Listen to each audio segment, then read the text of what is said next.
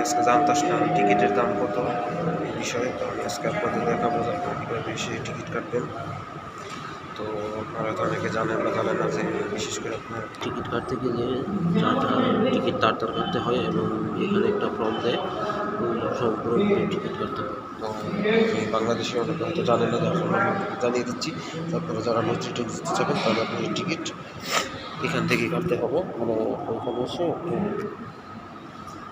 এখানে এসে একটা ফর্ম করে টিকিট কাটতে হবে। আপনারা দেখতে পাচ্ছেন আমি এখন মেট্রো এই যেখান থেকে কলকাতা স্টেশনে বাংলাদেশে যাওয়ার টিকিট দেওয়া হয়, আমি ওখানে এখন আছি। তো আমি এখন আপনাদের দেখাবো আপনারা কীভাবে এখানে অনেকেই বিশেষ করে বাংলাদেশে যারা মানে বাংলাদেশে যান ওইখান থেকে, তো আপনার মানি এক্সচেঞ্জের অনেক বিড়ম্বনায় পড়েন। তো আমি আজকে আপনাদের দেখাবো আপনারা কোনখান থেকে মানি এক্সচেঞ্জ করবেন। এই যে আপনারা দেখতে পাচ্ছেন এই মানি এক্সচেঞ্জ, আর এইখান থেকে আপনারা মানি এক্সচেঞ্জ করতে পারবেন। আপনারা যখন এখানে আসবেন বাংলাদেশ যাওয়ার জন্য এখান থেকে মানি এক্সচেঞ্জ করে নিতে পারেন। তো আশা করি আপনাদের বিড়ম্বনায় পড়তে হবে না। আপনারা এখান থেকে মানি এক্সচেঞ্জ করে নিয়ে পরে ইনশাল্লাহ বাংলাদেশ যেতে পারবেন, সমস্যা নেই। আর ওই ভিতরে দেখতে পাচ্ছেন ওখানে গিয়ে আপনারা যা যা ফর্ম পাসপোর্টের ফর্ম নিয়ে পরে টিকিট কাটা হয়। তো আপনারা ভিতরে গিয়ে ফর্ম নিয়ে পরে আপনারা টিকিট মানে ফর্ম নিয়ে পরে ওটা পূরণ করে টিকিট কাটবেন।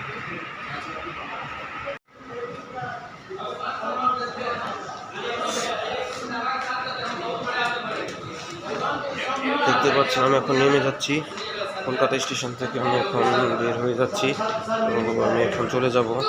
তো এইখানে এসে আপনারা এখানে নিচে রেস্টুরেন্ট আছে, কফি শপ আছে, আপনারা বাংলাদেশে যারা আছেন তারা কফি খেতে পারেন। তো আমি আজকে বাংলাদেশের সামনে কিছু গুরুত্বপূর্ণ তথ্য তুলে ধরবো। তো আশা করি আমার ভিডিওটা আপনাদের খুবই জরুরি।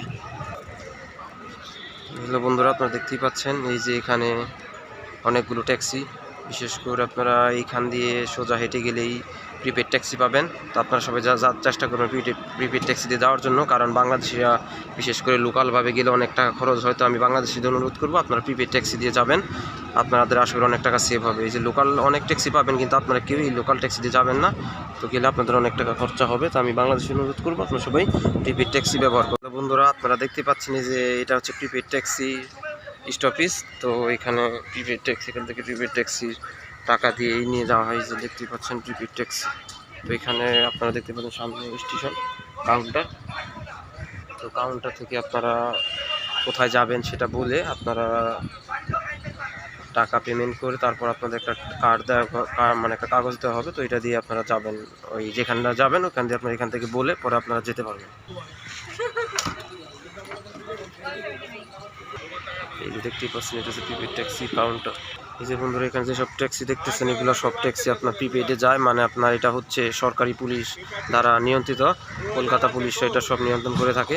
তো আপনারা সবাই এইসব প্রিপেড ট্যাক্সি দিয়ে যাবেন। এবং এই যে অনেক ট্যাক্সি বন্ধুরা দেখতেই পাচ্ছেন আমি এখন কলকাতা স্টেশনে। তো এখানে আজকে আসছিলাম আমাদের বাংলাদেশিদের জন্য কিছু গুরুত্বপূর্ণ তথ্য নিয়ে, যা আমাদের বাংলাদেশের জন্য অনেক ভালো হবে। তো আমি আপনাদের আজকে অনেক গুরুত্বপূর্ণ তথ্য তুলে ধরলাম। তো আপনারা সবাই আমার ভিডিওটা দেখবেন। দেখতেই পাচ্ছেন অনেক লোক অনেক দূর দূরান্ত যাচ্ছে, এখান থেকে হায়দ্রাবাদ, চেন্নাই, বেঙ্গালুরু বিভিন্ন জায়গায় যাওয়া হয়। তো ওইসব দূর দূরান্তের লোক আজকে মানে যাচ্ছে। তো দেখতেই পাচ্ছেন। হ্যালো বন্ধুরা, তো আপনারা দেখলেন যে আমি আজকে আপনাদের দেখালাম যে আপনারা কীভাবে ট্যাক্সি নেবেন, কীভাবে ট্যাক্সি নিয়ে কোথায় যাবেন, কীভাবে কোন জায়গায় যাবেন, কীভাবে কেমনি কী। তো আপনারা যা এখান থেকে ট্যাক্সি ব্যবহার করবেন। আর আপনারা একটু দয়া করে লোকাল ট্যাক্সি ব্যবহার করবেন না, কারণ লোকাল ট্যাক্সি ব্যবহার করলে আপনার অনেক টাকা খরচ হয়। তো আমি বাংলাদেশের অনুরোধ করবো আপনারা সবাই প্রিপেড ট্যাক্সি ব্যবহার করবেন। বিশেষ করে যারা নিউ মার্কেট যাবেন, যে কোনো কলকাতার হসপিটালে যাবেন, আপনারা এই প্রিপেড ট্যাক্সিটা ব্যবহার করতে পারেন, আপনাদের জন্য অনেক টাকা সেভ হবে। তো আমি আজকে কলকাতা স্টেশনে এসেছিলাম, এখন আমি বাড়ি ফিরে যাচ্ছি।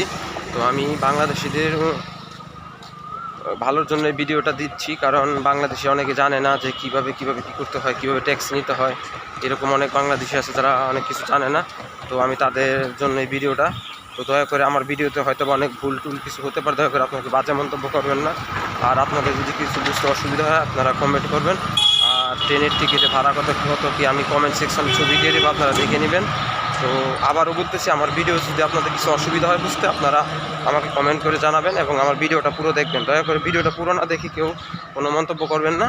তো আমি আপনাদের জন্য আজকে এই অতীব জরুরি ভিডিও নিয়ে আসলাম। তো আপনারা সবাই আমার ভিডিওটা দয়া করে দেখবেন, লাইক, কমেন্ট, শেয়ার এবং সাবস্ক্রাইব করার পাশে থাকবেন, যাতে এরকম এই আপনাদের দরকারি ভিডিও দিতে পারি। আসলে সত্যিকার অর্থে আমার এক্সাম ছিল, তো আমি একটু বিজি ছিলাম, এই জন্য আসলে আমি অনেক ভিডিও দিতে পারিনি।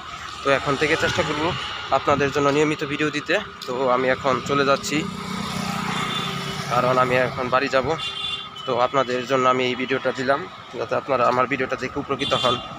আমি সবসময় চেষ্টা করি আমাদের বাংলাদেশিরা যারা আছে, ভাই ও বোনেরা অনেকেই কলকাতায় এসে অনেক বিড়ম্বনায় পড়ে থাকেন, তো তাদের জন্য আমি আজকের এই ভিডিওটা দিয়েছি। কারণ অনেকেই মনে করতে পারেন যে হ্যাঁ আমরা তো সব জানি, সব কিছু জানি, কিন্তু জানলেও অনেক বাংলাদেশিরা আছে যারা জানে না।